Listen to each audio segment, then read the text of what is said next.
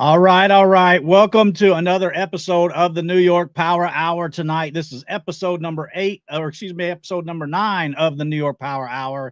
Tonight we are joined by not Jeff. We've got our baby squid, Mr. Peter, over there in the bottom corner, and we've got the Prince Man himself joining us. Ram, what a disappointing end to the game tonight. If you had told me before the night that the Knicks were going to shoot 51% from the field, they were going to out rebound the Pacers, and they were going to shoot more free throws and a better percentage than the Pacers prior to the game, I would have really, really liked the Knicks' chances, and I would have thought they would have come away with a game winner there. Disappointing end. Talk to us about it, Ram. Yeah, so I mean, I gotta admit, and this isn't even, it's gonna sound like a zinger, but it's not. I understand how Boston and the Celtics must have been feeling like after that situation in terms of last round, because we went out there and we should have closed this game out. Right? This game was won and lost in the fourth quarter. We let Indy hang around, just like Boston let the Knicks hang around, and they came through and they got hot and they knocked it down. A lot of mistakes when it came down to it. On paper, the Knicks played the Pacers as well as they should have. For the most part, they were the better team for most of the game. And it's the same thing in that Celtics series. If we want to be honest, that the Celtics were the better team for most of those games, but the Knicks pulled it out, right? So this is what happens here, and this is what it comes down to. The Knicks should have won this game, and they didn't, right? And I'm not going to – I've been on here and talked about when I think refereeing is shitty. Do I think there was a shitty call in the goaltending not call? Absolutely, right? But at the end of the day, this is the playoffs. You had a lead in the fourth quarter on your home court. You can't fuck that up. That's a problem. You're not making it through this series if this happens again. It happened to the NBA champion Celtics because we did it to them twice. If this happens again, the Knicks aren't advancing. And I think the Knicks can win this series. I still think that they can. This is the danger of the Pacers. And this is what happens. So let's see what the answer is, right, at the end of the day. But yeah, it sucks. It absolutely sucks to think that in a 5-minute span, it looked like this game was over and they couldn't close it out.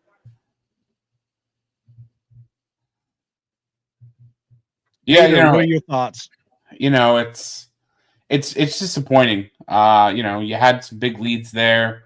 You could point to the goaltending, but that just kind of seems like sour grapes. That it shouldn't have even gotten to the point where something like that can affect the game. But at the end of the day, you have to tip your cap to the Pacers. They hit threes when they needed to. They had a bunch of guys that were on, and they drew Brunson into foul trouble, so he couldn't be an active defender towards the end there. So it was very disappointing, but at the same time, like, the Pacers got us and they deserved the win, and we didn't deserve it. So Ty says in the comments, if you shoot poorly against the Pacers and you aren't above average D, you're losing by 30, which is pretty accurate assessment. Peter, I did want to piggyback off of what you said. I'm absolutely livid about the non-goaltending call. Jalen Brunson gets in there. It should have been a goaltending call, which would have put the Knicks up by 6 points. And then by not making the call and then giving up the 3 at the other end, I mean, that's a 5-point swing. Instead of being up 6 points, you're only up 1. If you're up 6, that's a huge momentum builder that the Knicks would have had. So I actually think that is a critical moment of the game that the refs failed the Knicks, and that Knicks team should be absolutely livid over that because they, in my opinion, if that goaltending call is made, the Knicks pull this out and win the game. Yes, they should have closed the deal out in regulation, but if that goaltending call is made, then they win this game in overtime and pull it out. Look, I mathematically, I agree with you, right? And I'm not going to take away from that, but it's also like, look, at the end of the play there, Obi Toppin hits that dunk. They show the replay. He was fouled on that play. The Knicks didn't get a foul call on him, right? I got to be honest about it. And at the end of the day, in that fourth quarter, we wouldn't be having this conversation if OG hits 2 free throws, if Cat hits his 2 free throws, right? That's the way I look at it. I got to hold my guys accountable. At the end of the day, you had a chance to close out the game, whether it be on offense, whether it be hitting your free throws, whether it be not turning the ball over, and you failed on a lot of those aspects. Does it take a ridiculous amount of luck and skill and everything combined for them to have made this comeback? Sure, absolutely, right. The fact that Neesmith was hitting like 6 threes, it's crazy, right? And these were not always high percentage shots. So kudos to them for knocking down those shots at the end of the day. But we got to hit the fucking free throws. Fundamentals is a big thing in basketball, and I get real pissed off about that. All you have to do is hit the free throws at the end of the game. You didn't hit the free throws, and that sucks, right? There shouldn't have been an OT for this game. There should have been a situation where they hit their free throws, I'm not blaming singularly OG or Cat or anything. Cat had an outstanding game. I actually had this whole narrative prepped about talking about, look, Cat played so well today. Cat did not get himself into stupid foul trouble. He shot the ball well. For the most part, was aggressive. He was a big factor in showing how the Knicks can beat the Pacers in this series. Right, and this was a very physical matchup. The Knicks are more physical than the Pacers. The Pacers are physical in the sense that they push the pace. The Knicks were in the paint, getting rebounds, fighting for plays. Overall, they looked solid for most of the game, but it didn't produce when it counted it, and that just fucking sucks. I think that's why it hurts, because I can understand, again, how it felt for the Celtics, because they executed for, let's say, 80 to 85% of the game, and the last 15% they didn't, but it was the 15% that matters. We let the Pacers hang around, and they were able to do that. They should have shut it down. Another bucket shouldn't have led it to OT. It sucks. It really sucks, because you feel like you get knocked on your ass, but this is a 7-game series. And I'm sure that's the message that goes in the locker room here, where you're going to spend some time reaming these guys and saying, you fucked up, right? You shouldn't have done this. You played bad basketball for half a quarter, and you let them in the game for a team that was capable of doing it. But the positive to take away is that for most of that game, you led and you showed that you can beat them at their game, at their pace.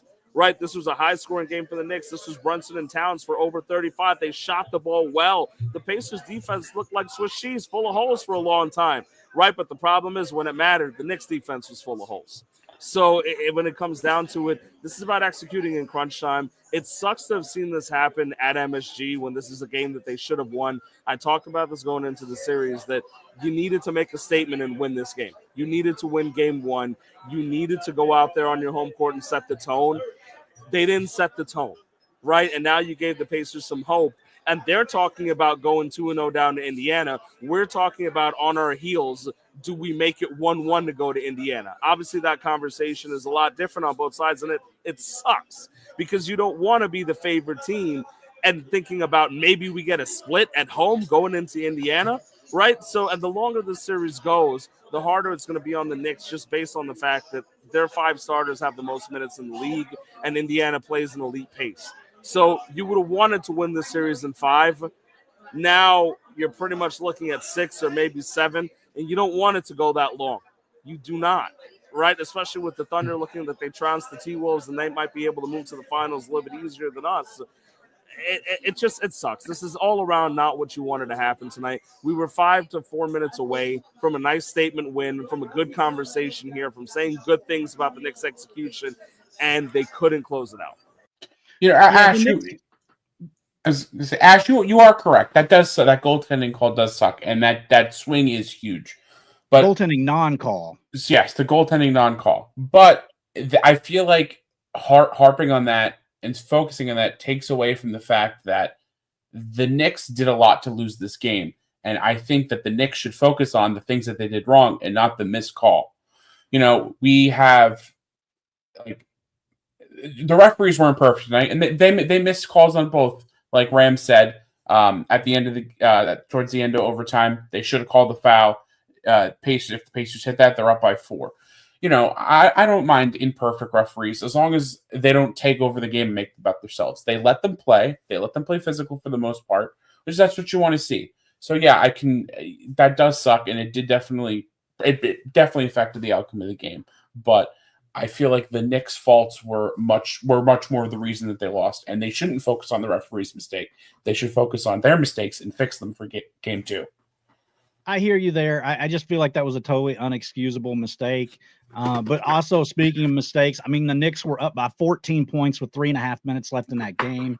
You absolutely cannot let that game get away from you and go to overtime like that.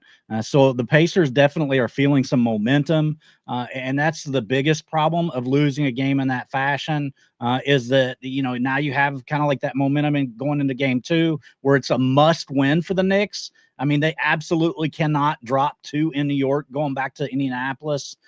This is absolutely a must-win game in Game 2 for the Knicks. I did want to mention that Ram, you had talked about Karl Anthony Towns, and what a game from him. I mean, you're talking 4 of 8 from 3. You're talking 11 of 17 from the field. 12 rebounds on the night with a +9 for Towns. So I think it was a fantastic game for him. And I think the Knicks have to be extremely happy with what they saw from Karl Anthony Towns tonight. Yeah, I mean, how many games are you going to see where Brunson puts up 43 and Karl Anthony Towns puts up 35 and the Knicks lose? Right? So there were a lot of positives in terms of what happened today, right? Look, the loss sucks, and it's really hard to be positive in the face of a defeat like this. But if we got to be real about it, the Knicks executed the game plan they wanted to execute.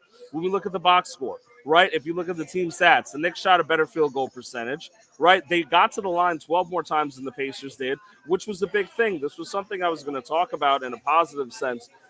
If you look at the way that the Pacers play, you cannot run and gun with them. As Ty mentioned earlier, if you shoot poorly and you aren't above average defense, you're going to lose by 30, right? You cannot fall into the trap of trying to run and gun. You still have to execute your offense, right? So if you execute out there and you're getting it done, you're going to find a way to win. One of the ways to do that is to get fouled, get to the line, slow the game down, play it at your pace. And for the most part, the Knicks did a good job of that. But one of the key stats in the box score that sucks to look at is when you look at the turnovers. Indiana turned the ball over 7 times. The Knicks turned the ball over 15 times. Indiana's conceded only 4 points off turnovers. The Knicks, 27 points conceded off turnovers. So 15 turnovers lead to 27 points. If you're going to win this series, that's bullshit. You can't be doing that. And that comes down to, in a game that I thought was relatively fairly officiated, outside of these 1 or 2 calls that we can go on, that comes down to you, right? You turn the ball over 8 more times and you allow 23 more points on turnovers to your opponent than you were able to score. That shows that A, when you had opportunities, you didn't capitalize, and B, whenever they got a turnover, they capitalized. So kudos to them, and shit on you for not being able to make that happen. Right, those turnovers, and also 6 steals for Indiana to 15 Knicks turnovers. That sucks, because at the end of the day, that's a situation where it's on you, right? You look back at the box score again. Fast break points. Indiana had 13 fast break points. We had 5. That means for the most part, this was not a game that was won and lost in transition. You held them to play the game you wanted to, and you shot the ball well. And at the end of the day, listen, getting 6 threes. First off, let me address this right off the bat. And also Tyrese choking, because I do need to get in my classic New Yorker take, right? Stop with that bitch shit. You didn't win the game with it. You're lucky that you got out of New York with a win, right? If we lose the series, talk your shit and do that stuff. But Tyrese is one of those classic guys that's like a front runner trash talker, where like last year, Game 7, when the Knicks were the hospital Knicks, he showed up in regular clothes, ran back to get that Reggie Miller choke shirt for the press conference to be like, look at me, I'm a big boy. I can do the Reggie Miller choke thing too, because he's so special and he wants to feel loved. But at the end of the day, Tyrese Halliburton got saved by Aaron Nesmith. Good for him hitting 6 threes in a row, but Tyrese was not the big boy knocking out the Knicks with the punches. He got carried by his secondary guard hitting an unlikely 6 threes in the 4th. All right, so if you want a real opinion about that, that's what it is. Like, at the end of it, and it's going to be so easy for the media to be like, oh, Tyrese is doing the choke thing if the Pacers win the series, right? But if the Knicks win the series, they're not going to be able to sit there. We're not going to get people hating on Tyrese out of Indiana. They just want to hate on the Knicks because it's the New York market. So absolutely more than ever, I really want the Knicks to win this, just so we can go ahead and have a little fun with that. But it's just, you know, at the end of the day, even that shot bounced off and got into the rim. That could have been a miss, and the game could have been over there. It's just, it's not pleasant to watch that happen. But like I'm saying, going through these stats, this is a game that the Knicks should have won. I think that's it, period. At the end of the day, I don't want to give excuses. This is a game that I look at the stats. They turned the ball over too much. They conceded too much on turnovers. They got to the free throw line enough. I can't really complain. You had a 17-point lead. You should have been able to finish that game. That's it. You should have finished that game, and I'm pissed off about it, obviously. But it's a 7-game series. Game 2 is your chance. You have to go out there, and you got hit, and you got to hit them harder. You cannot allow them to go. If you go back to Indiana 2-0, the series is as good as done.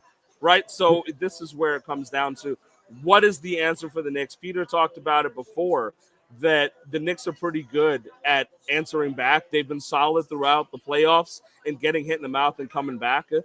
Yeah, to Chris's point that Tyrese doing that will live forever if they win this series. But at the end of the day, if they don't win this series, nobody's going to mock him for it. So it's an easy one for him to do it at that point in the game, right? Nobody's going to sit there. There's no loss in him. For him, it's fun. He can go out there and do that whenever he wants, because even if they lose now 4-0, New Yorkers are going to mock him, but the NBA media is looking for a chance to kill the Knicks. Yeah, and I do think that there are a couple of troubling things that I've noticed. One is kind of like a social media thing, so it's not real impactful as far as the court is concerned. But there were a lot of Knicks social media posts about Nesmith's 3-point shooting tonight, and we're very dismissive of his performance. Yes, he's not going to go 8 of 9 from 3-point land very often, but he is a 43% three-point shooter on the season. So it's not like he's just a terrible 3-point shooter that got hot and you're not going to have to worry about him again. This is a guy that's capable of knocking down the three and punishing you if you leave him open. But the other thing that I wanted to make mention of is here I'm looking at the line score, and the Knicks only had one starter with a positive plus-minus on the night, and that's Karl Anthony Towns with a +9. All 4 other starters were negative on plus-minus, with Bridges being a -15 on the game. So this is definitely, a trend that has to change for the Knicks. And I can't stress it enough. Game 2 is absolute must-win. They will not be able to go back to the Circle City down 2-0. Yeah, I see. And Jason's saying I kid about Neesmith, but he's legitimately one of the more underrated players in basketball. And I agree with that. I haven't said this on air, but I've been in circles talking about the fact that the current version of the Pacers reminds me a lot of that 04 Detroit Pistons team, where they didn't really have a true superstar, but they had amazing chemistry and they were able to play the game they wanted to do. And that's the way that I look at these Pacers team, where they're getting contributions up and down the lineup from guys that you may not expect on paper to do it, right? But at the end of the day, I mean, points off the bench here, I don't have it in front of me, but I'll see if I can pull it up after. But if you look at the guys here, you got positive contributions from a lot of your guys. You had 30 from Neesmith. I don't think he's going to go 8 for 9 from 3, but 30 is outstanding, right? And you still got 15 from Nembhard. You got 17 from Siakam. They did what they needed to do. I don't expect him to do that again, but absolutely he's somebody that you need to respect in this series, because I joke a little about it, like Tyrese being carried there, but at the end of the day, this is not a series where you can target one star and say, oh, if we shut down Halliburton, we're going to win. That's not how you beat the Pacers. You do have to beat them as a team. And the Knicks had some of that recipe cooking for a little bit, and they just couldn't close it out. And I cannot harp about how heartbreaking that is at the end of the day, where you have a situation where the game and the goal is in sight and you just can't close it out, right? And I'll talk about Josh Hart for a second too, because I love Josh Hart, and I usually go on a limb to say nice things, but there were a lot of plays at the end. He slipped. He struggled on defense. He was scared to take some shots. Overall, 8 points. He was a -4, but look, he rebounded great, 13 rebounds. I appreciate Josh Hart, but there were some plays at the end that I wanted a little more aggression. I wanted him to stick with his guy on defense. And it sucked to watch it, because I don't want to call out my guys. I really do love Josh Hart, and I think he's a crucial part of how we win basketball. But this is a team loss as much as it is anything. Like, I can get mad about everything. Like I said, the free throws, the turnovers. This could be there might have been some coaching spats at the end there that I didn't like what Thibodeau did, right? Luke, you and I were talking about this before the game to drag you into it. So I thought it was a good question that you posed, if you want to throw it back here so we can talk about it on air. Yeah, I mean, I'm not a basketball guy, but I'm watching the game, and I know Brunson's got 5 fouls. You're up 17 points. Why bring him back into the game? He's not going to be that aggressive defender you need in order to protect the lead. He's not going to be as aggressive going to the hoop, knowing that he has only one more foul to give. I get that he's the most clutch player in the NBA right now, but you're up 17. Get a guy on the floor who can be aggressive, who can go for those steals and really cover the perimeter, because that's really where they failed at the end of the game.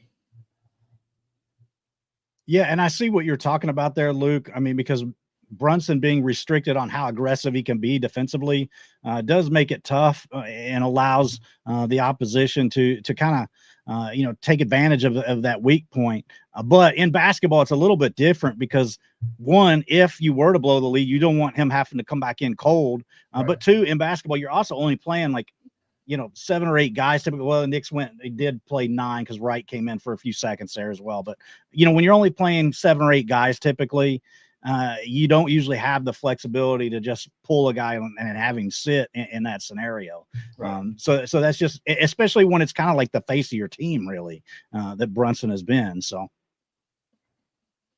Yeah, I mean, I'll echo it in the sense that if I'm being honest, he's still probably the next best option because when we look at McBride and we look at Campaign, I mean, Campaign is fine for the minutes that we get out of him, and it's sort of the same thing with Miles McBride. I have a lot of hopes for McBride to take another step, but at the end of the day, he was still probably your best option out there because the Pacers are such a talented offense that you do want your best scorer available at all times. And even if it costs you a little bit on defense's liability, you have guys in OG and Bridges who are supposed to be strengths on your defense. So the idea is overall the team defense can figure it out. But I will say there were a lot of defensive lapses at the end, and it looked like maybe the Knicks were getting tired. I got to be honest, right? And this makes sense. The Pacers' pace is something that I was worried about going into the series. They were giving up some layups at the end, especially in OT, like towards there. It felt down like the stretch in overtime, it was awful. Yeah, it felt like the defense it was was terrible. Shitty defense, man. And I got the Pacers should have had an and one there at the end too. Right. So it was almost as if the life was just taken out of them, and they just said, "Okay, well, we're just not going to play defense anymore." I mean, that's really what. Yeah. It's really the last 2 minutes of overtime what that felt like. It was lazy to watch because you saw the same thing. They doubled a guy, left somebody open, and he was open by the bucket. So what happened? Good pass made by Hallie. Good pass made by one of the guys up on the perimeter, and there's an easy 2. And it sucks to watch it because it felt like even in OT we were going punch for punch, but we shouldn't have had to go punch for punch. This is something where the Knicks should have been able to, even getting to OT, you have to sit there and corral together and say, fuck it, we're not going to let them get this 5-point lead on us, get up on us. We need to set a statement. And so that sucks. It felt like trying to play Indiana's game in overtime, and it clearly did not work out. No, and the problem is, too, that you got to think all things considered, as much as I said some positives about the Knicks, for 85% of this game, this was as much as you could have hoped in terms of taking this game from Indiana, right? You were able to – they shot really well to start the game. I think they shot 74% in the first quarter, which is not sustainable, and they were trailing, right? So it's one of those things where you got what you wanted out of it and you couldn't close it. That can be demoralizing. I don't think the Knicks will just roll over and die, so I'm content about that. But, like, damn, does it suck, man? I don't want to be sitting there going to Indiana looking for a split. I wanted to take 2 games at home and go out there and talk about a Knicks sweep. And I never thought they were going to sweep them. I think I was honest about this last week and on the emergency thing. There was never a reality where I thought the Knicks were going to sweep the Pacers. They're too good right now. But they can win the series, and they should. They play better ball for most of it. It's so frustrating to watch that happen. I mean, maybe I look stupid on Friday and the Knicks clean this out nicely, and it turns out to be that we saw an Aaron Nesmith miracle performance, and we're not going to see that again. But right in this moment, it doesn't feel like that. Yeah, I'll give you a silver lining here, Ram. I'm looking at ESPN right now. Win probability 99.6% with 3 minutes and 24 seconds to go. Right? I mean, you have this game locked up. The Pacers needed some kind of miracle in order to win this game, and they got their miracle in Aaron Nesmith making 5 3-pointers in the last 3 minutes, not missing a single one.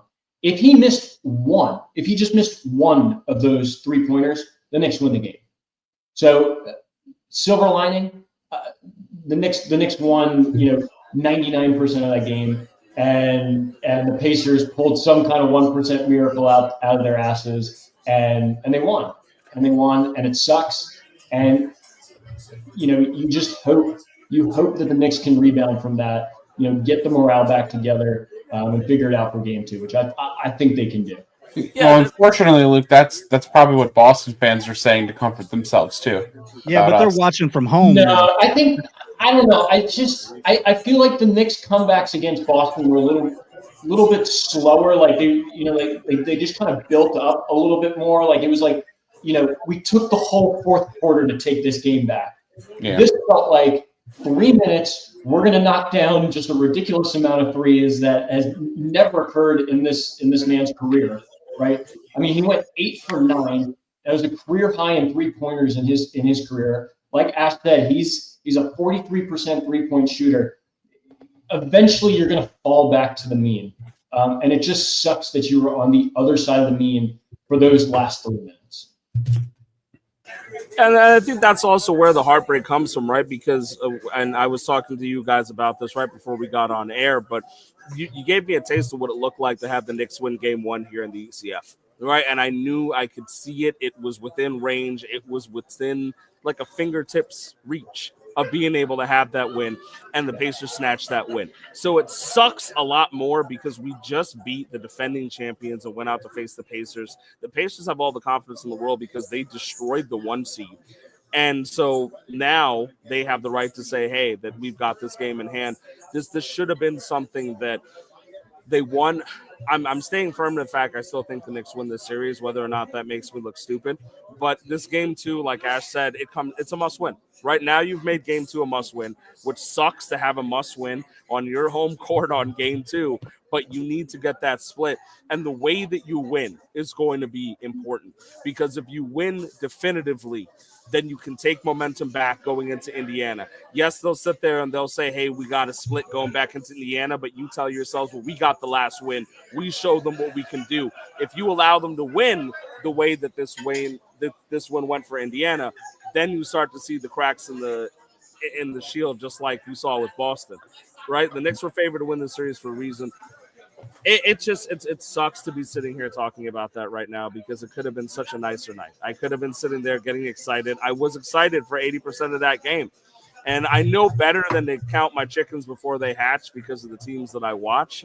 So I was kind of quiet about a lot of things. I wasn't sitting there saying, hey, we've got this game in the bag, and you guys are in chat with me, so you have that proof. Like, I'm not sitting there like, oh, the Knicks got this in the bag. Like, I'm used to this, right? I thought they had it. That was me. That was me saying that the Knicks had the game in the bag, and I take total responsibility for jinxing it. No, it's not jinxing it. At the end of the day, it's like I've been there before. Like, we joke about the fact that the Knicks Knicks fans too, like, we act like psychopaths when the Knicks succeed and things like that. And the reality of the matter, if I'm going to cut it cold here, is that's because we're not used to that success. We're more used to the heartbreak. So I know how to handle the heartbreak. I don't necessarily know how to handle the success. Right? You might see me running shirtless if the Knicks win the finals during the parade, because I don't know how to handle that feeling. But the heartbreak, yeah, I consider and tell you guys I've seen it before. We've done it before. Let's rinse, repeat. Let's go on a Friday, because they're not out. That's the cool thing about the Knicks team, is that they are absolutely not out of the series down 1 game. That's nothing, right? So this is something that they can bounce back from, and I'm hoping that after Friday that's exactly what they do. And Christian mentions that the bench play was great. I do agree that there was some solid performances off the bench, and I wanted to highlight Miles McBride. I thought he played pretty well off the bench for the Knicks, with a +12 in the plus minus. Scored 9 points, had a couple of rebounds, and a key block in overtime, where the Pacers had a fast break opportunity, and he got back and made a critical block shot in that moment. And I just second game in a row. Yeah, I just thought that he was worth highlighting in that regard. Also got fouled on a 3-point attempt in overtime, and got to the line and made a couple of free throws. In that stretch, I actually thought, well, right, things are starting to turn back to the Knicks' favor. And I thought they were going to pull it out. But I just wanted to touch on that and give Miles McBride some kudos for a strong performance off the bench, in my opinion. You're muted, Ram. It's absolutely going to be a series where McBride has to step up, because of the fact that the non-Brunson minutes are going to be huge. We know that the Pacers play at a pace. I've said it ad nauseum. So at the end of the day, the bench is going to be a huge thing. You need to make sure the bench comes up and it plays at least positive minutes. I thought Miles McBride played well tonight. It's another thing where I sit there and say, listen, in a nutshell, we lost this game. But in terms of the combined parts, look, Brunson had 43, Cat had 35. There was good shooting all around. The bench played okay. Mitch was solid out there, right? We got a few threes from Campaign. For the most part, in terms of singular parts, it was good. It was pretty much what I would wanted and hope for. Good efforts on defense for 90% of the game. So we'll see how that works out. I thought it was great that they didn't settle for threes, and a lot of times they were driving the lane, trying to get fouls, trying to get to the line, slow down that pace. It was methodical. It was smart. It was good. They just dealt with the fact that they got Miracle 3 to death, and now you've got a couple days to sit on that. You get tomorrow to wake up and turn around and take a practice and say, we cannot let that happen again, especially in our home court, Miracle or not. You cannot let them get that momentum going back to Indiana. Absolutely. Disappointing result there for the Knicks. I do hope that, Friday night's a little bit different because, like we said before, you can't go back to Indiana down 2-0. Christian in the chat says the Mets went 2-4 versus teams with a worse record than them. You guys want to transition to the Mets? No. Yeah, we can talk about the Mets too. I mean, I'm already in a mood. So let's obviously, and playoffs are always rivalry time for basketball. So we switch over to baseball and it's Mets Yankees. No matter what anybody says about the fact that obviously I can't stand the Braves and the Phillies more, but I live in New York. Right, we don't want to see the Yankees beat the Mets under any circumstances ever in any dimension at all, right? You don't want to see Cody Bellinger hit a Little League home run for a grand slam that was shorter than home runs that the Mets could have got hit but got robbed by the Green Monster this week. We don't want to see any of that. And so it's obviously not fun to talk about the Mets played like ass throughout this entire the hypocrisy is just amazing coming from you right now about the Cody Bellinger home run, because you sit there and pretend like you hate that he hit the home run, but really deep down inside you love the home run because you beat the Hanshin Tigers in ABA and you can have that. So for anyone who didn't watch the CBL show but is tuning into the New York show, the context here is that Luke and I are in multiple fantasy leagues together, and in one of them that is commissioned by the other guy in the corner there, Ash, our matchup came down to that Mets-Yankees game on Sunday night, and had Cody Bellinger not hit a grand slam, I think I won anyway, actually, before that, let's be fair. Yeah. But and Cody Bellinger not hit that grand slam, I might not have walked out of there with that win. So it's one of those where we both kind of had to sit there and shake hands and say, all right, the Yankees beat the Mets, but the Monarchs beat the Tigers, right? So I guess that's the trade-off that we have. But we can focus on both series, but talking about the Subway Series, right? At the end of the day, I'll be honest about one thing. I'm so glad that we're done with the Subway Series in the sense of the fact that I'm growing so sick of this Juan Soto hate. It's actually starting to get me angry because if you look at this man's Savant page, he's still hitting the ball fine. Overall, is he performing to the level that everyone wants him to? No, I agree with that. But at the end of the day, is he a net loss? No, he's still a productive member of this team. And the Mets are 30-20 after the win against the Red Sox today. We don't suck. Like, if you look at what he's doing, Soto's fine. And every day, even without me being a guy who I try to avoid this stuff, I try to avoid like the stupid, like sensationalist, like media and stuff like that. And I'm getting the Michael K stuff. Oh, Soto doesn't actually like being with the Mets. His family forced him to take that contract. And then we've got this shit about, he flies on a private plane. And we've got Jeff Passan having to come out there and correct, hey, that's bullshit. He doesn't do that. I've got, of course, John Boy and his Yankees loving ass sitting there posting, wow, look at that at bat from Soto today because he looked at a 3-pitch strikeout from Crochet. Oh, yeah, sue me. He's the only guy in the league who struck out to Garrett Crochet. You got me there. You're right. I'm sorry. It looks like we should just trade him back to the Yankees and eat the $700 million. I'm getting sick of it. And Luke, I got to ask you, because I think this was soft and stupid as shit, right? How do you feel about this? Oh, let's turn our backs to Juan Soto because he, He's the prize, and he left. Toxic ex-girlfriend behavior by the Yankees. We're going to turn our backs to Juan Soto. Even you got to admit, that was pretty stupid. Yeah, I mean, I'm going to say this, and you guys, I don't know, I guess the Mets fans you guys are starting to get accustomed to spending money and setting expectations for your players. I remember the Mets fans of old of just, being patient, right? Let's let this guy develop. He'll figure it out. It doesn't seem like Juan Soto's getting that leash. And what the fuck are you talking about? What the fuck? When have Mets Yeah, fans what are you talking about? When have Mets fans ever been patient? When have Mets fans ever been Luke, patient? This time, let me remind you, this time last year, there were Mets fans, actual Mets fans, that were saying that Francisco Lindor was done. Mets fans are not patient. We're normally just kept in our own little bubble, and everyone ignores us, and we just talk about weird shit. Trust me, he is getting as much of a leash as any other Mets superstar has gotten. Trust me. But this has been going on for years. We signed Carlos Beltran in the mid-2000s, and they were going on rants about how Carlos Beltran was washed and he was useless. Thank God we didn't have the access to the internet that we do right now, because there were articles going on, maybe Beltran was a bad signing, and he turned into be almost a Hall of Fame level contributor for the Mets. Lindor struggled when he first got there, and people were saying, get rid of him. He's a loser. He doesn't know how to win. Mets fans are the opposite of patient.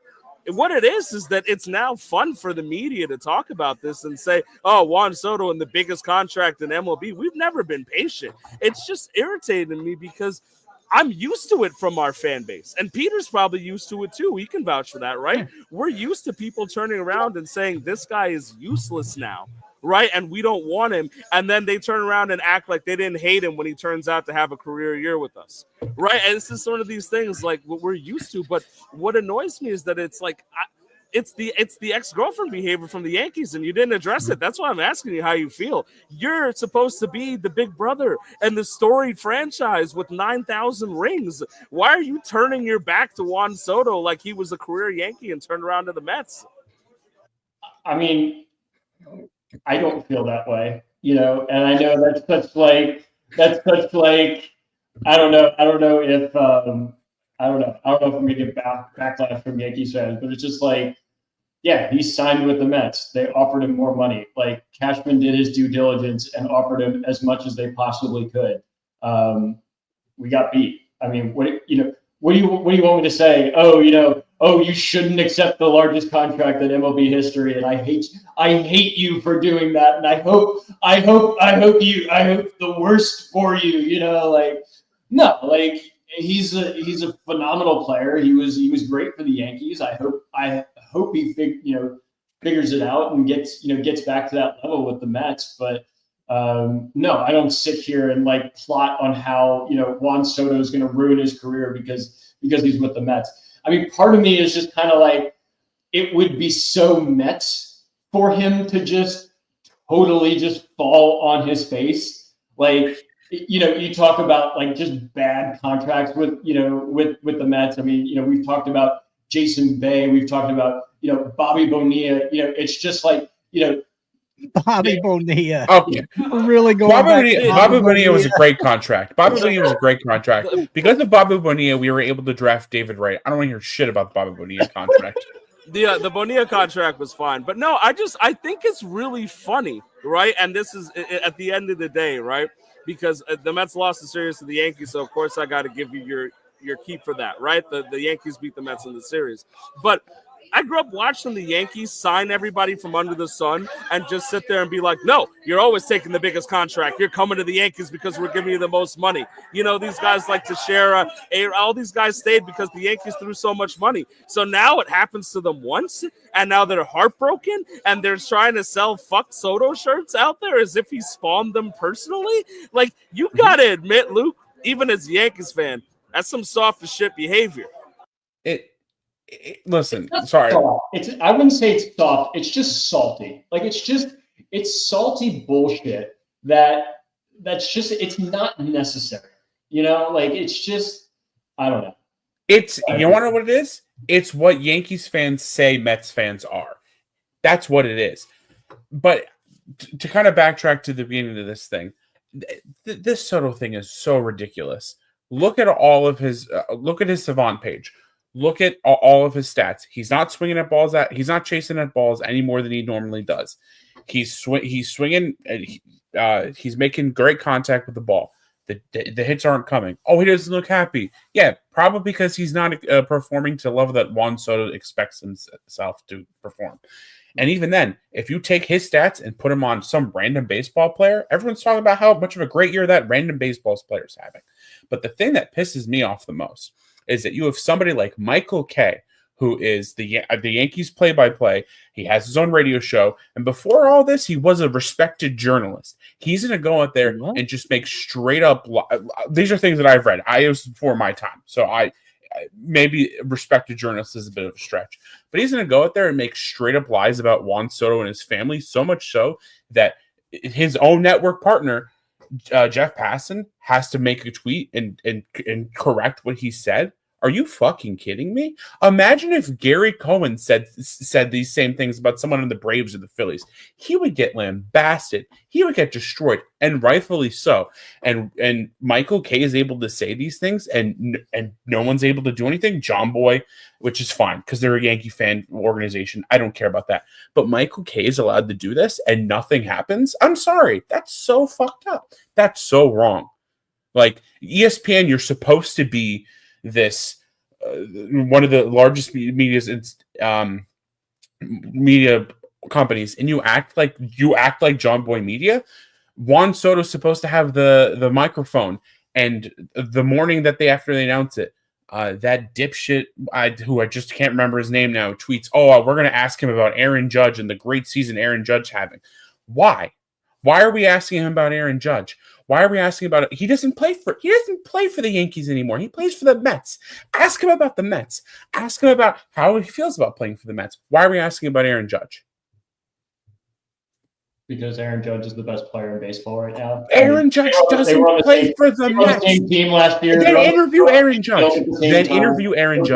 They are both, again, phenomenal athletes. Like, okay, but then if you want to talk about Aaron Judge, fucking interview Aaron Judge. Mutual respect for one another. I would expect the same thing. If Aaron Judge had the microphone, I would expect the same thing that they would ask. How do you feel about how Juan Soto is playing right now? How do you feel about Juan Soto? There is a mutual respect between the two of them, and that's why that question is being asked. Okay, but Juan Soto already answered this question in the Mike Puma article a couple weeks ago. It's not like it's not out there. Like let's be honest. People are going to be watching Sunday Night Baseball, right? Like they already know the answer to that question, right? And it's really just building the character of Juan Soto, because he's going to answer and say, I think the world of Aaron Judge. Right? Like there is no scenario where Juan Soto is going to say something differently, and he's not going to be like, "Oh, Aaron Judge sucks." Like, that's not going to happen. I don't know. I don't know what you want out of that question, Peter. No, because because let's be honest, they're supposed to all of these questions, and if Nimmo went on there and they asked him, they're supposed to be softball questions, right? No controversial softball questions. They always have been. They always will be. But we're going to ask Soto. We're going to ask, again, if you want to talk about Aaron Judge's phenomenal season, ask Aaron Judge. He's right there. Why are we asking Juan Soto? You're not gonna get Aaron Judge on and be like, "Hey, how do you feel about your season?" Like, "Hey, inflate your own ego on TV." Like, that's not going to happen. Like, we want other people. We want the other team to do it for him. Yeah. Why? Again, they played on the same team together. They are two of the best baseball players in the game right now, right? Again, I'll go back and say this, and everyone here will agree with this. If you ask Aaron Judge how he feels about how Juan Soto is playing, he's going to say that he is one of the best baseball players, if not the best baseball player in the MLB right now. There is a mutual respect between the two of them. But even Aaron Judge said he's tired of the question. He's tired. I believe the quote was he's tired of talking about it. I forget the exact quote, but he even said, he's like, "Why are we keep talking about this? I'm tired of talking about this. I want to talk about the Yankees." But Juan Soto puts out that same energy, and he gets attacked for it. That I think is it kind of comes down to like where the New York media is now. You know, we've talked about this a lot in terms of what the New York media market is like, right? You can't hide from any of that stuff. You know, it's not like these guys are coming from, like, they're not lambasting Max Fried over on the Yankees and be like, why don't you talk about your career in Atlanta? Why don't you talk about how Atlanta didn't sign you and things like that? Because it's not getting the clickbait for it. You know, it might get Ash upset. It's not controversial. Right? Oh, I agree with that. I agree with you. That's what I'm saying. I think it's standard. I think it's standard. I think it's standard right now. All of the media just creating clickbait on controversy. Right? Yeah, I agree with you. I agree with you for the most. I think it's standard. I'm not. I mean, I see Chris Covington saying, "Why are we asking Soto to glaze Judge?" I mean, I think that's one way to look at it. But I kind of do agree with Luke in this case, where at the end of the day, like, these questions are going to be asked. I think when you signed that contract, you knew it was going to come up, and it's just part of it. And it's year one, right? Now, I will say, Luke, if we're like 3 years into this, right, and they're still doing this, you're going to hear me sound like Peter, where I'm going to say, now we're getting real stupid about this, right? We do not need to hear about, like, what Soto's personal feelings about Aaron Judge are 3 years into the contract. I think it's reasonable in the sense of the fact that it just happened. It's the first Subway Series since he signed with the Mets. It's his first time at Yankee Stadium. Clearly, he means a lot to the franchise because he got an entire 3 sections to turn their back and fund the third-party sellers who were turning around. The media loves controversy. Looking at Ash asking for Grissom to be dropped. Oh, wait, hold on. Before we move on from this, did you guys enjoy the Trent Grisham 2 home run game in Seattle after Ash said that he shouldn't be on the roster? Just wanted to throw that out there. Also, did you guys see it all over the media on how people are talking about how great Trent Grisham is? I think that was maybe like a week or 2 early, but that's just me. Anyway. Back to what you were saying. To clarify my point, I'm not like, my anger went into the ESPN thing. My anger is at Michael K. My anger isn't at the ESPN thing. I mean, I just don't like Buster Olney, but it's okay. Buster Olney doesn't like the Mets, but right. But like, Buster Olney likes Buster Olney. Yeah, but I agree with you on that, Peter. It's like, look, Michael K. I think you made a great point in that regard, that it is ridiculous that Michael K., who was a huge face, not only as part of the Yankees, but is supposed to be a journalist, is just out there to say, okay, yeah, I can just lie. It's totally fine. It's no problem because we're the Yankees, right? So I do think it's ridiculous that Jeff, like, why the hell do we got to get Jeff Passan out there tweeting about personal details of this? Like, oh, he doesn't take a private plane. This is downright stupid, and that's what was pissing me off. I want to be talking about what's going on in the field. You know, if you want to criticize Juan Soto for not running out a ground ball the other day, I'll jump on that train with you. You're the $765 million man or whatever. Run out your damn ground balls, right? Hustle, fundamentals. I will jump on that criticism train with you and say you need to play like the guy we want you to be in that regard. Lead by example.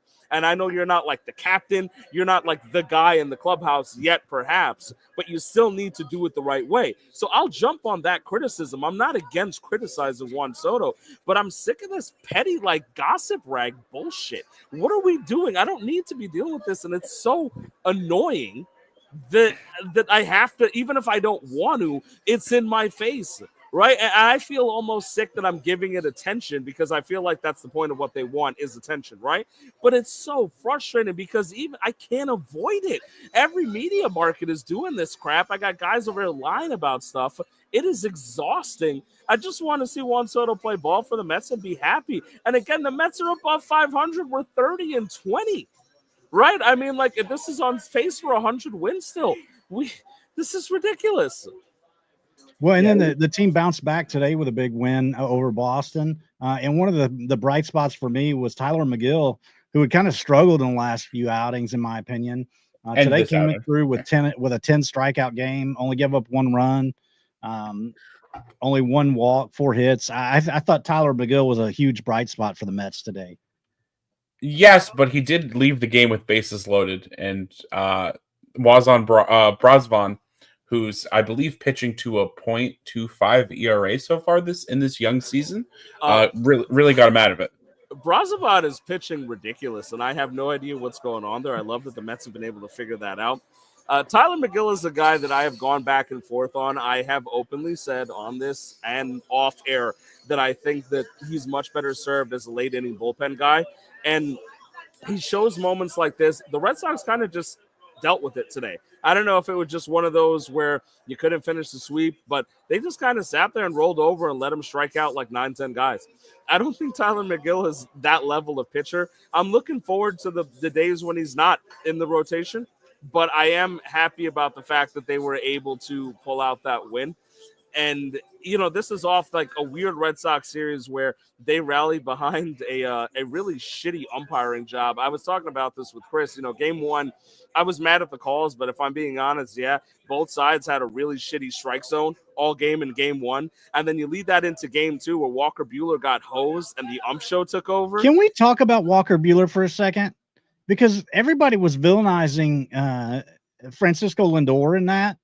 But if you went back, this actually started last postseason with Walker Buehler kind of being an asshole to Francisco Lindor. So, and it's a giant. That whole thing's a giant non-story. This morning, Alex Cora and Lindor had breakfast together. Like everything's fine. Like, and they were laughing about it. They were joking. Cora was joking with them, and then I had Red Sox fans telling me, "Oh, this camaraderie is the issue with the team." How about you understand the fact that Alex Cora and Francisco Lindor don't hate each other?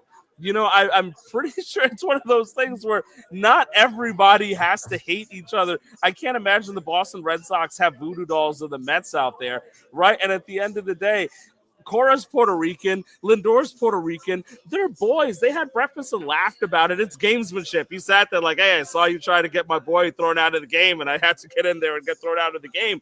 I think it's so stupid. It takes the controversy off the fact that umpires sucked.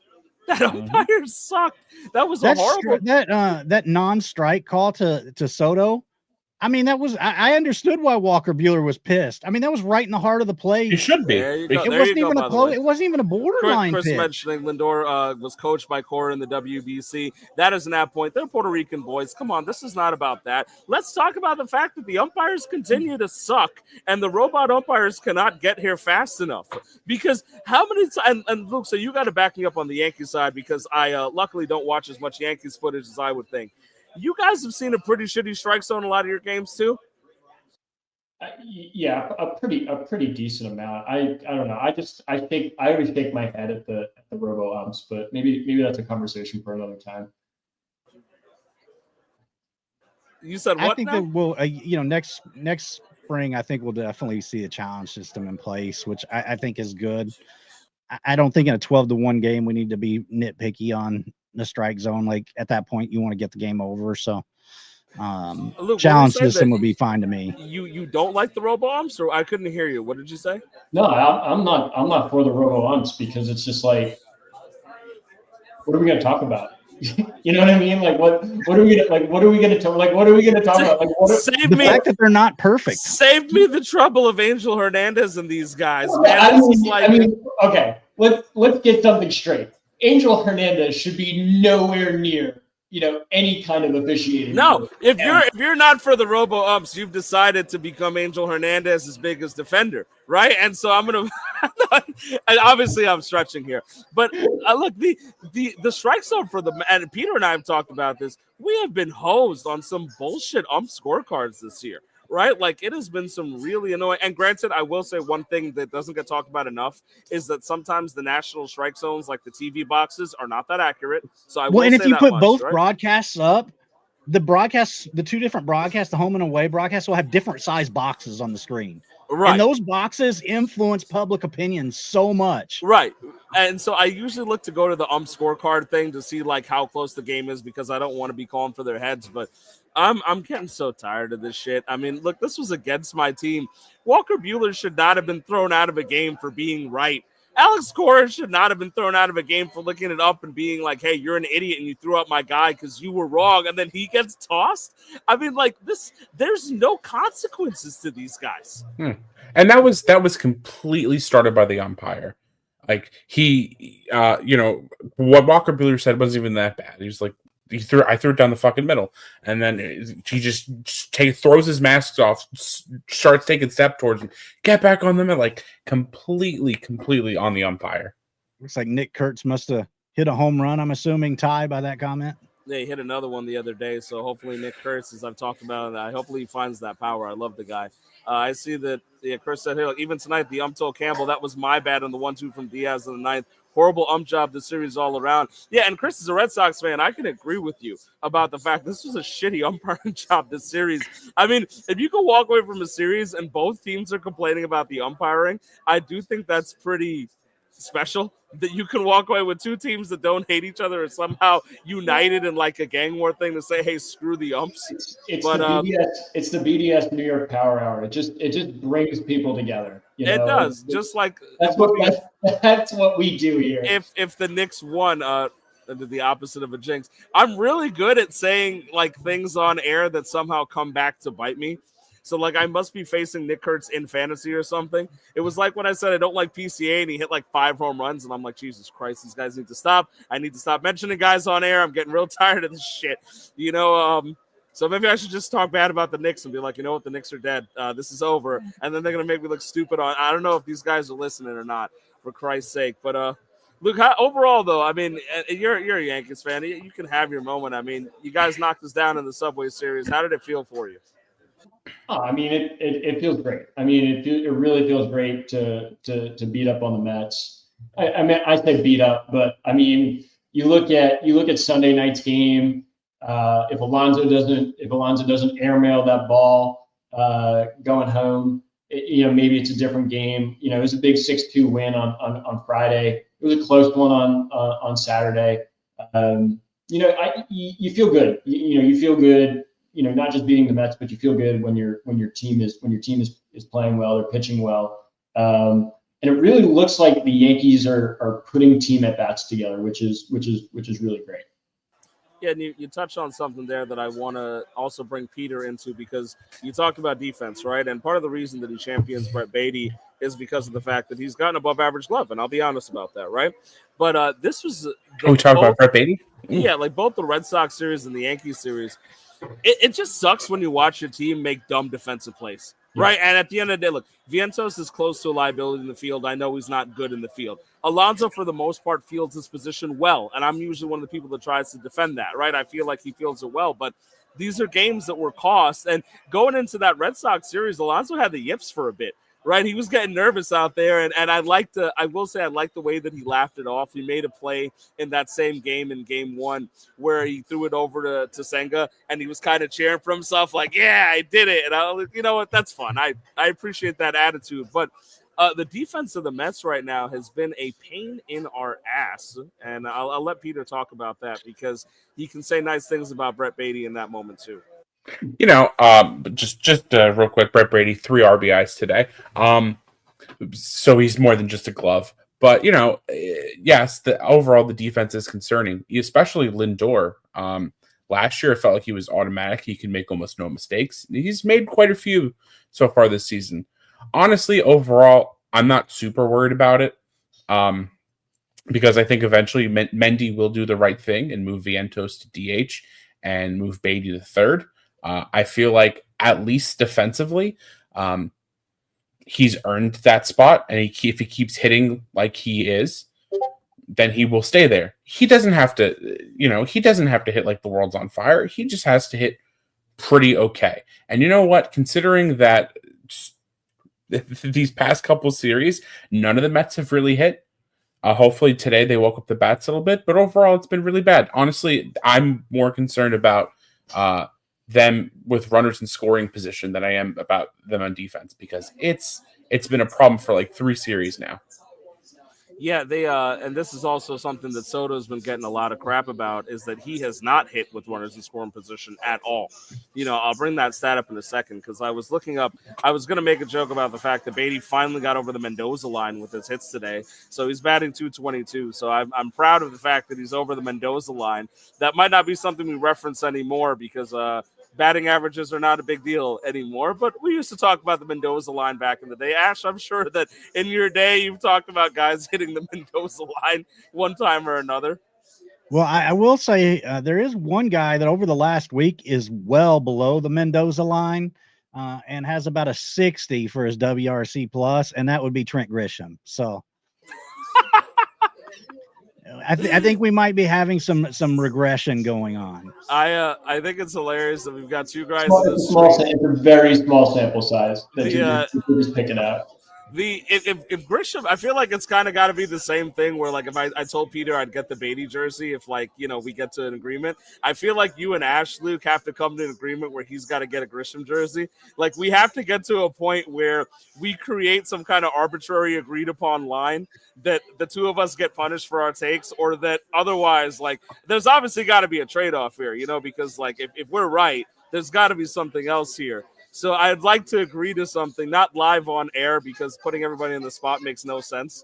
And we want to get to, but I'd like to, by the next show, agree to on something that we can announce that where I might have to get a Beatty jersey and Ash would have to get a Grisham jersey if these things go sour, because that was beautifully tied in, by the way, Ash, because I didn't expect you to go there with the Mendoza line thing, and it just caught me off my guard.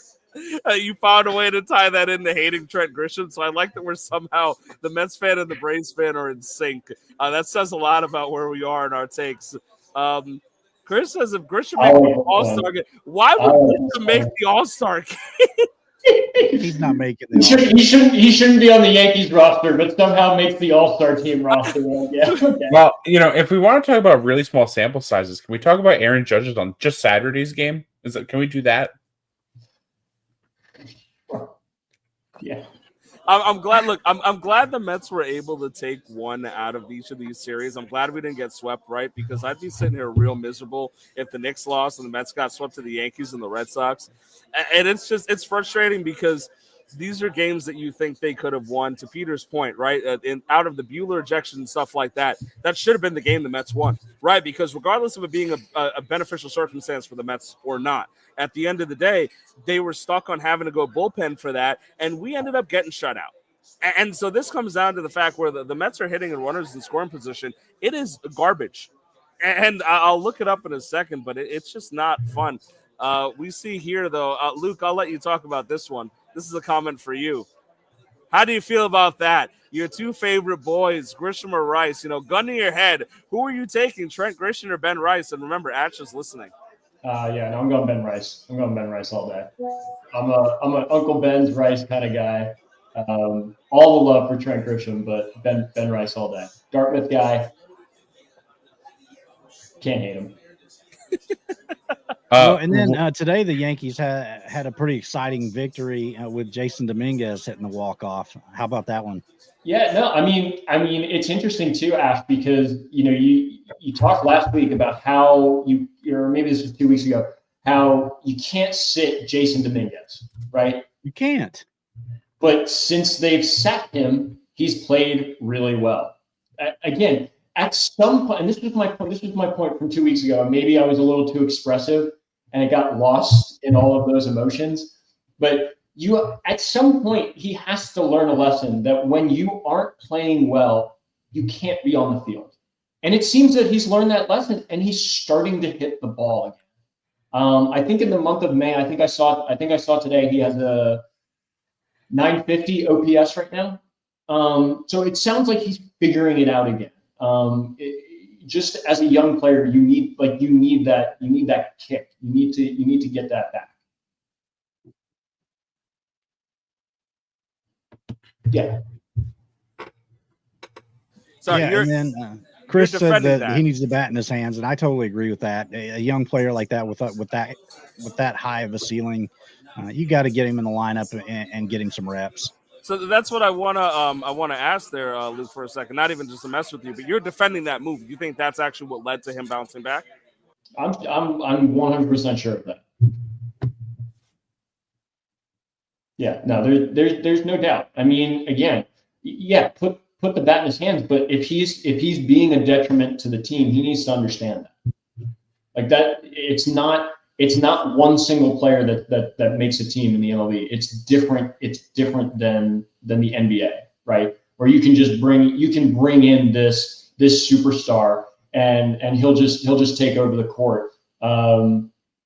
No, in the MLB, if you're not holding up your end of the bargain, I'm sorry, you're gonna be at the end of the bench the next day. And it doesn't matter how much you're being paid, and it doesn't matter how much how high your ceiling is. If you're not contributing positively to the team, you can't be out there.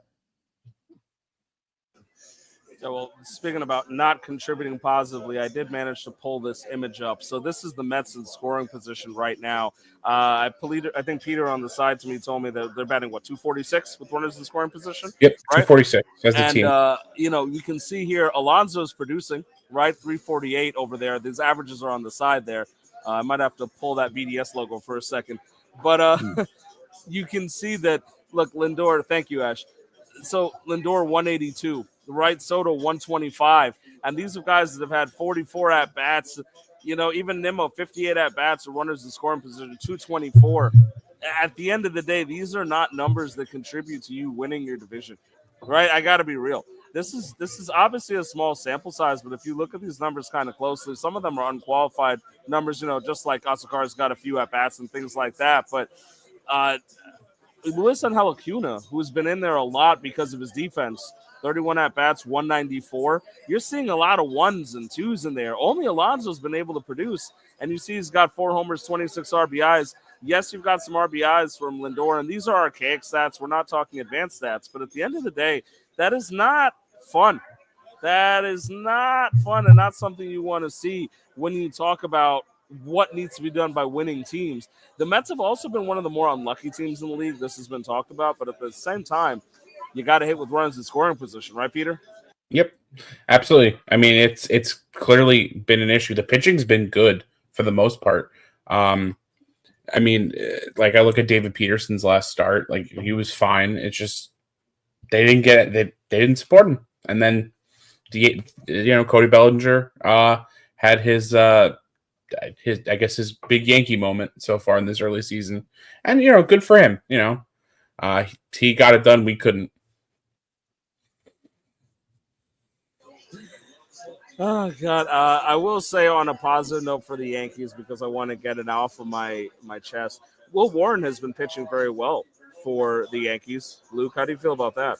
Yeah, five. I think it was 5 2/3 last night. 10 strikeouts. He's figured it out. He's figured it out, and it's really great to see. He struggled a little bit at the beginning of the season. I'll kind of tip my cap to Boone a little bit. There were a couple of starts where he could have pulled him, let him pitch a little bit further, get that experience, and I think that's really paying off for him. He's figured out some kind of sinker, and he's got a ton of bite on it right now. It's really great to see, especially with a rotation that's been so injury ridden this year. Obviously Garrett Cole going down in spring training, Luis Gil getting hurt in spring training. It's good to see someone on the back end of the bullpen, back end of the rotation really really step up, and it just seems like he's almost like Luis Gil last year. Just out of nowhere. There was some kind of middling potential, but it just seems like he's moving towards that top end of the rotation, which is really really great when the depth is really hurting. Yeah, Chris, you saw a commenter there talking about Luke Weaver. I saw a Yankees fan call him Dream Weaver the other day in the chat, and I kind of think that's a hard nickname. I'm going to give you points for that one. I like that. But Weaver has been pitching really well. The Yankees pen, which I think is really funny, where you went from a position where because of Devin Williams, they thought, oh, the pen's going to be a strength. And then it wasn't, and now it's a strength again, where they're figuring it out. And the Yankees thin at pitching, they're getting by. As we talked about the Mets on that side too, I feel like we just got to get by. The division can't be won for either team here in May, but it certainly can be lost. And right now, both of them are right in there where they need to be. It's looking like I might be the wrong guy, because the Yankees might be cruising to that division, as Ash was saying, where, the Red Sox took 2 from us, but they might be laying over. We'll see what happens. They're certainly not out of it. I'll say that much. But we got a long way to go, boys. Just like with the Knicks series, we got a long way to go. And another week from now, we're going to be talking about the Knicks hopefully going up. And the Subway Series will be far out of view, so I won't have to deal with that shit. Well, I just want to thank everybody I just wanted to thank everybody for watching. Thank you guys for being on the show tonight.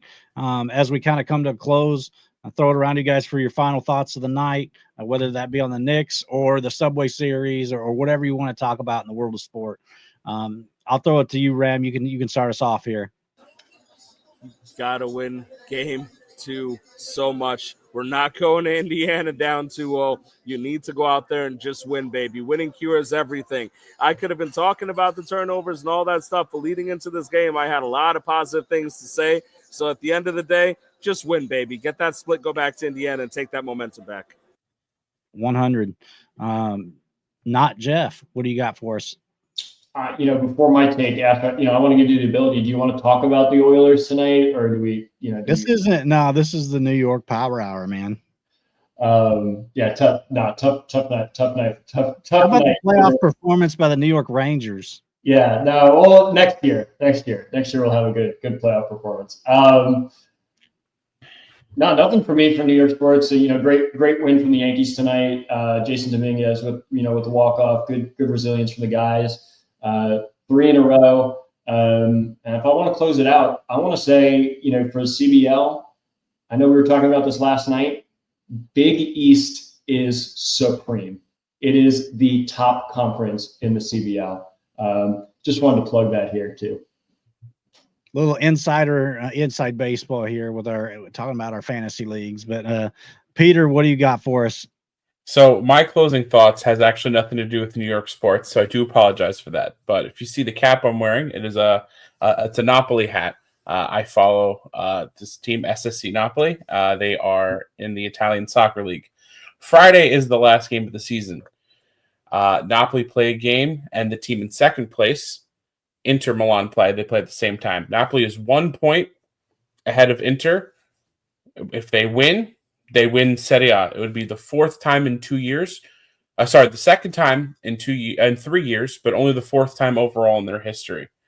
Yeah, Forza Napoli. So, shameless plug for the club. I'm the vice president of the Tri-State Napoli Club. If you live in the area and you even have a remote interest in soccer, reach out to us on Twitter or Instagram. DM. We'll respond back. Forza Napoli. And, God, I hope we win. It would just mean everything. Good luck to your club. Peter, I hope they win too. Thank you. Just wanted to say thank you guys again for joining me on the show tonight, and thank you for everybody that's been watching. If this is the first time you stumbled across the channel, make sure you hit that subscribe button, like this video. Appreciate everybody, and we'll be back for the New York Power Hour regularly scheduled time next Wednesday at 10:30 right here on Best Damn Sports. Thank you all, and good night.